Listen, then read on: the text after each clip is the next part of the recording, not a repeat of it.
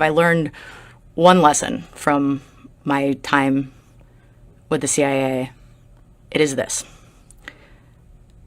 Everybody believes they are the good guy.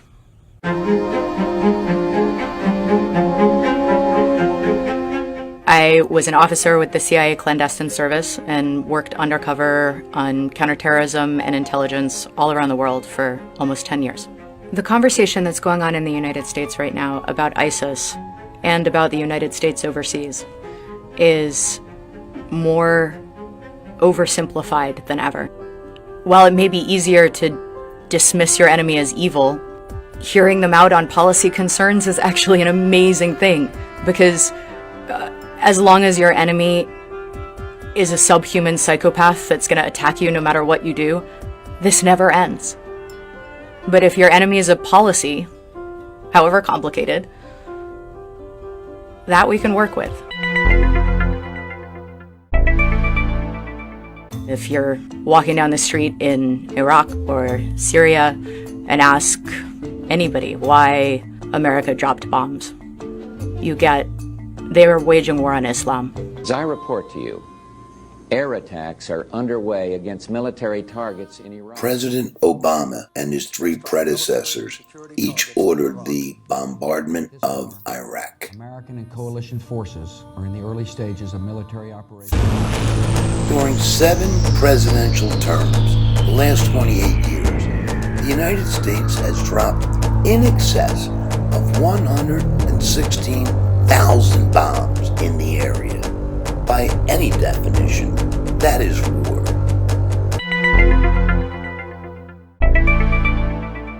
Well, another area they cannot be too happy about is the cast of characters.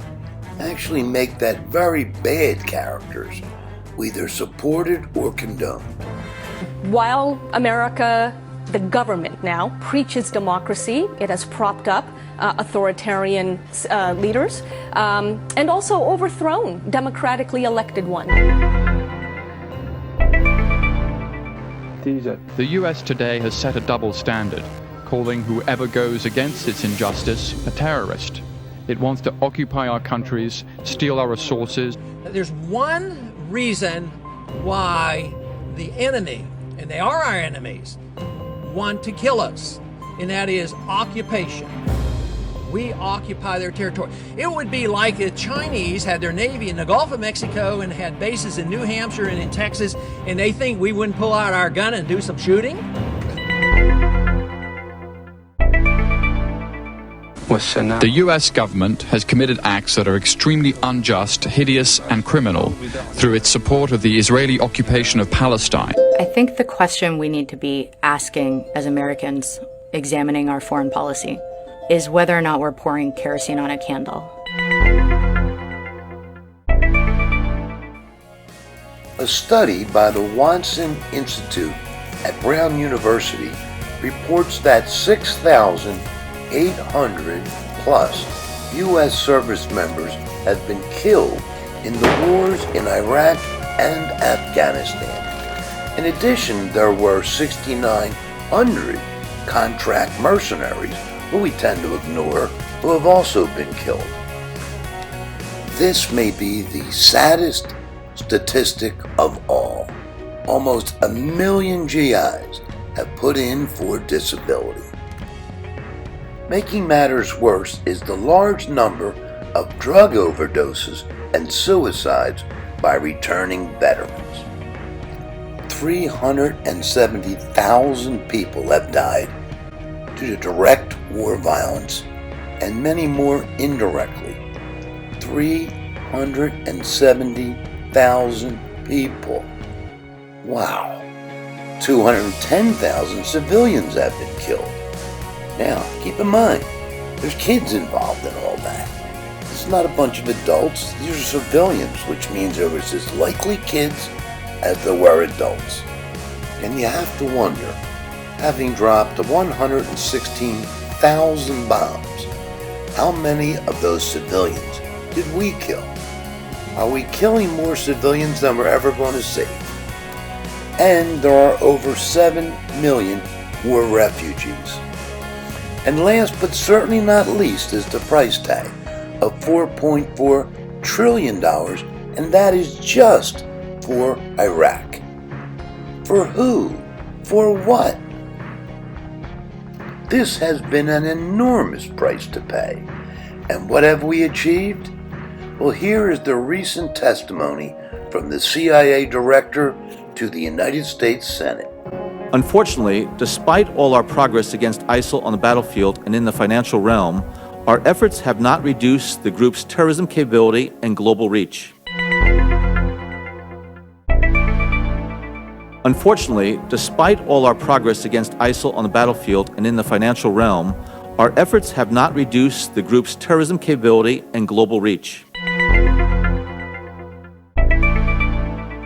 Upon review, ISIS would seem to have, at least from their point of view, some reasonable but serious concerns regarding U.S. policy. The top three are easy to resolve. We just need to bring our boys and girls home and stay the hell out of the internal politics of the Middle East nations.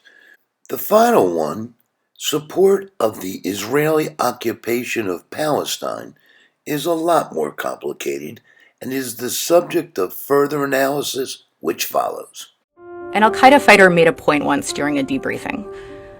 He said all these movies that America makes, like Independence Day and Hunger Games and Star Wars, they're all about a small, scrappy band of rebels who will do anything in their power with the limited resources available to them to expel an outside, technologically advanced invader. And what you don't realize, he said, is that to us, to the rest of the world, you are the Empire, and we are Luke and Han. You are the aliens, and we are Will Smith. The only real way to disarm your enemy is to listen to them. If you hear them out, if you're brave enough to really listen to their story, you can see that more often than not, you might have made some of the same choices if you'd lived their life instead of yours. Okay then, let's see how we got here from the Arab perspective. Nathan Birnbaum coined the term Zionism in 1890. Its general definition means the national movement for the return of the Jewish people to their homeland. But how would this be seen by the Arabs living in Palestine? 1918, which is the first year available after the initiation of Zionism, there were 60,000 Jews and 600,000 Arabs in Palestine. So the Arabs enjoyed a 10-to-1 ratio at that point in time. Going all the way back to 1800, there were only 24,000 Jews in Palestine. In 1945, Muslims outnumbered Jews by a ratio of 2-to-1. However, by 1967, Jews outnumbered Muslims by 2 million people and enjoyed a 10-to-1 ratio. And this is what has the Muslims infuriated. They feel as though they were forced out of Palestine in favor of the Jew. And to further make their case, they would point out that the Jews have not been the majority in Palestine since the 1st century.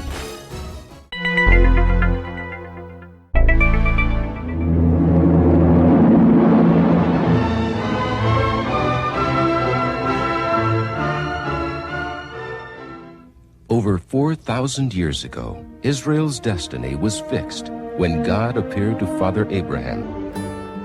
Certainly, the Jewish people are entitled to their religious beliefs, having hopes and dreams for a homeland based on those religious teachings makes perfectly good sense within the Jewish community.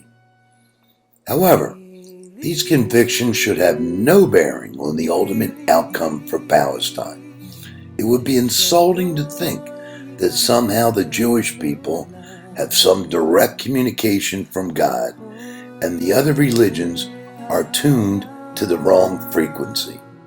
It would be bigoted and chauvinistic to suggest that a religion followed by 0.2% of the world's population is superior to the other 99.8%. The good news is it's a very big world with plenty of places for a Jewish state.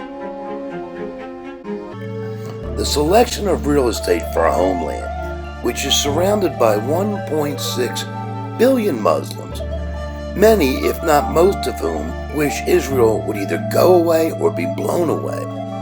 But to do that on the basis of religious beliefs is antithetical to my view and to the fundamental tenet of America, which is separation of church and state.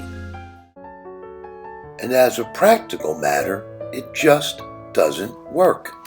Palestinian radio, television, and school curricula remain filled with glorification of terrorists, demonization of Jews, and the daily repeated message that Israel should cease to exist. If tomorrow Israel laid down its arms and announced, "We will fight no more," what would happen?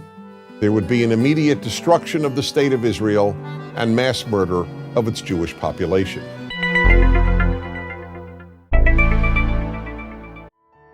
The Muslims have outnumbered the Jews in Palestine, and often by vast majorities.